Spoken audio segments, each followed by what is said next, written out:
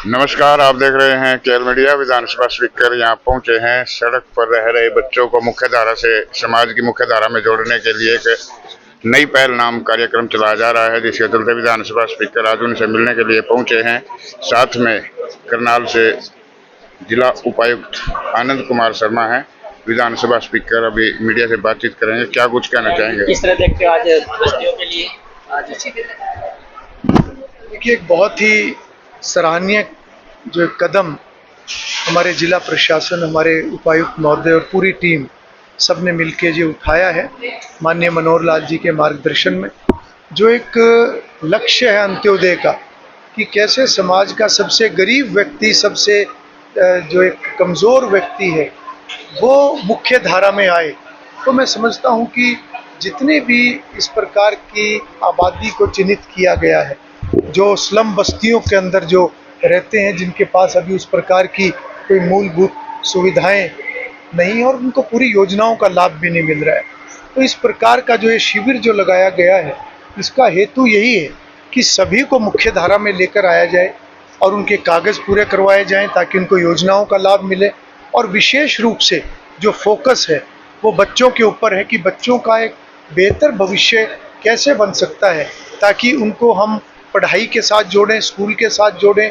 उनके माता पिता हैं जो कि मेहनत मजदूरी करते हैं, वो एक अच्छा जीवन यापन कर सकें और उनको सरकार की अन्य योजनाओं का लाभ मिल सके। जो देखने में आया है कि बहुत से बच्चे ऐसे हैं जो अभी तक स्कूल में नहीं गए थे, बहुत से बच्चे ऐसे हैं जिनको इस प्रकार से योजनाओं का लाभ नहीं मिला है, बहुत से ये लगभग परिवार ऐसे हैं जिसमें काफ़ी परिवारों के कागजात भी पूरे नहीं हैं, जिनके आधार पर उनको योजनाओं का लाभ सरकार से मिलना है। और इस प्रकार से अन्य जो उनके स्वास्थ्य संबंधी विषय हैं, जो एक डेफिशिएंसी किसी भी व्यक्ति के अंदर होती है अलग अलग कारणों से, उन सब का भी जांच पड़ताल यहाँ पे की जा रही है। और जिस प्रकार के वातावरण में ये रहने के लिए मजबूर है, सरकार विभिन्न पॉलिसीज़ के माध्यम से विभिन्न ऐसे एक सोच से आगे बढ़ रही है कि इनके लिए आगे किस प्रकार से नए कदम उठाए जाएं ताकि इनका जीवन जो है वो बेहतर हो सके। ये भी देखने में आया है कि इस वातावरण में बहुत सारे लोग ऐसे हैं जो नशे में लिप्त पाए गए हैं, जो एडिक्ट हो चुके हैं। तो प्रशासन ने उनकी भी चिंता करते हुए उनकी डी एडिक्शन, ताकि वो भी जो है उस लूप से बाहर निकलें, उस बीमारी से, एक तरह से ये भी एक बीमारी है, डी एडिक्शन उनका हो। तो इस प्रकार से सभी बिंदुओं पर काम करते हुए जिला प्रशासन सभी संबंधित विभागों के साथ ये शिविर का जो आयोजन किया है, इसके माध्यम से सभी परिवारों को निश्चित रूप से लाभ मिलेगा।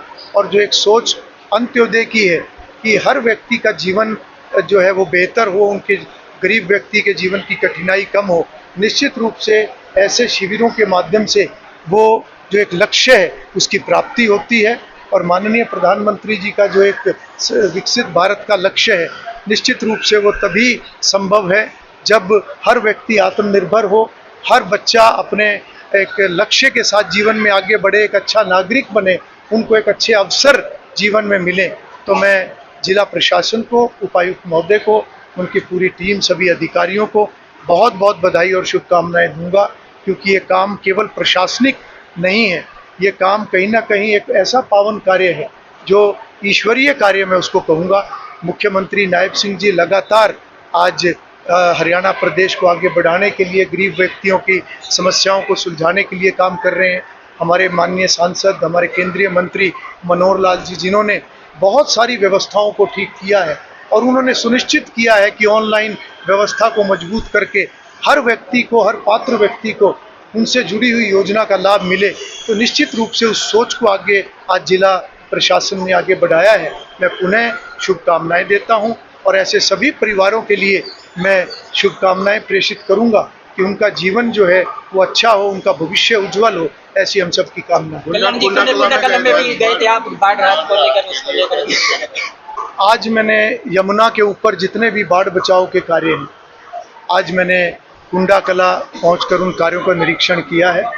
और हर वर्ष, क्योंकि यमुना अपना बहाव भी बदलती है और हर वर्ष यमुना का बहाव बदलने के कारण से अलग अलग स्थानों पर कटाव भी होता है और कभी कभी तो बाढ़ की स्थिति भी आ जाती है। और जिस प्रकार का एक मौसम का परिवर्तन जो पूरी दुनिया के अंदर देखने को मिल रहा है, इसमें आज हमें और ज़्यादा सजग रहने की ज़रूरत है। हर वर्ष इस प्रकार के फ्लड वर्क्स के माध्यम से कोई यमुना में बाढ़ ना आए, कोई कटाव ना हो, कोई ऐसा नुकसान माल जान का या फसलों का ना हो। सरकार लगातार इस दिशा में काम करती है और जहाँ पर भी ऐसा लगता है कि जहाँ पर नए स्टड्स की ज़रूरत है, कहीं पर रिपेयर की ज़रूरत है, कहीं पिचिंग की ज़रूरत है, तो जहाँ जैसी ज़रूरत है उसी प्रकार से वो कार्यों को एजेंडे में डालकर सरकार को भेजा जाता है और हर वर्ष वो समय सीमा में वो सभी कार्य पूर्ण हों, वो सुनिश्चित करने का प्रयास विभाग का भी रहता है, प्रशासन का भी रहता है और जनप्रतिनिधि के नाते मैं भी लगातार इन सभी कार्यों के ऊपर अपनी नज़र रखता हूँ। अभी लगभग 35 करोड़ रुपए के बाढ़ बचाव के जो यमुना के काम हैं, वो यमुना के ऊपर पूरे करनाल ज़िले में वो चले हुए हैं। घरोंडा विधानसभा में भी लगभग 6 स्थानों पर ऐसे 25 करोड़ रुपए की लागत से बाढ़ बचाव के कार्य वो चले हुए हैं। आज मैंने मौका मुआयना किया है और वहाँ जाकर मुझे इस बात का संतोष है कि सभी जो काम हमारे हैं वो सही समय सीमा के अंदर बढ़े हुए हैं और जो एक निश्चित समय सीमा 30 मई की रखी हुई है उसमें लगभग हमारे काम पूरे हो जाएंगे और जो 5-7% कोई काम बचेगा वो 15 जून तक हमारे सभी काम पूरे हो जाएंगे। मिलकर हमें लगातार इन व्यवस्थाओं को आगे बढ़ाना है ताकि जनहित में जो सभी काम और सरकार का जो पैसा है वो ठीक तरीके से लगे और लोगों को हम अधिक से अधिक सुविधाएं प्रदान कर सकें, ऐसा सभी का लक्ष्य है। तो पेट्रोल डीजल के दाम इसको लेकर कोई अपील मोदी जी ने भी कहा? देखिए, मैं समझता हूं कि समय समय पर कई बार ऐसी चुनौतियां आती हैं, ना केवल समाज के सामने, ना केवल सरकार के सामने, बल्कि कुछ समस्याएं ऐसी होती हैं जो वैश्विक स्तर पर, जैसे हमने पिछले वर्षों में कोरोना काल को झेला है। कोरोना काल के अंदर पूरी दुनिया की हर देश की वित्तीय जो स्थिति थी वो डामाडोल हुई है और उसके कारण से बहुत से काम प्रभावित हुए हैं, बहुत से विकास के कार्य भी प्रभावित हुए हैं। आज जो बहुत से देशों में जो युद्ध की स्थिति बनी हुई है, जो युद्ध चला हुआ है और संयोग से जहाँ पर ये युद्ध चला हुआ है वो सभी देश, वहाँ पर तेल के भंडार हैं। तेल के भंडार वहाँ होने के कारण से जो आपूर्ति है वो प्रभावित हुई है और मैं समझता हूँ कि आज इन परिस्थितियों को देखते हुए भी देश के माननीय प्रधानमंत्री नरेंद्र मोदी जी ने एक ऐसी व्यवस्था भी बनाई है कि जो काम प्राथमिकता के हैं उनके ऊपर फोकस किया जाए। उन्होंने देश से ये अपील भी की है कि इस प्रकार का जब संकट का समय होता है तो हमें भी अपने स्तर पर योगदान देना जरूरी है, चाहे वो तेल को बचाने की बात है या वर्क फ्रॉम होम करने की बात है या हमें पूलिंग करने की बात है। ये सारे इस प्रकार के कदम या विदेश यात्राओं में जो अनावश्यक है उसमें हम कटौती कर सकते हैं, हम अनावश्यक खरीदारी को हम कुछ समय के लिए डेफर कर सकते हैं। तो मैं समझता हूं कि इस प्रकार का मार्गदर्शन देश के माननीय प्रधानमंत्री द्वारा जो दिया गया है, सभी जिस प्रकार से कोरोना काल में सबने एकजुट होकर देश को मजबूत करने का काम किया, व्यवस्थाओं को सहयोग करके मजबूत करने का काम किया, आज भी वो समय है कि हम माननीय प्रधानमंत्री जी की अपील के ऊपर गौर करें। और जहाँ तक आपने प्रदर्शन की बात कही है, मैं इतना जरूर कहूँगा कि ये समय राजनीति का नहीं है। ठीक। तो ये तस्वीरें आपको करनाल से दिखाई जा रही हैं, केएल मीडिया के माध्यम से दिखाई जा रही है। विधानसभा स्पीकर मीडिया से रूबरू हो रहे थे, विभिन्न मुद्दों पर उनके द्वारा चर्चा की गई। पेट्रोल और डीजल के दाम बढ़ने की वजह से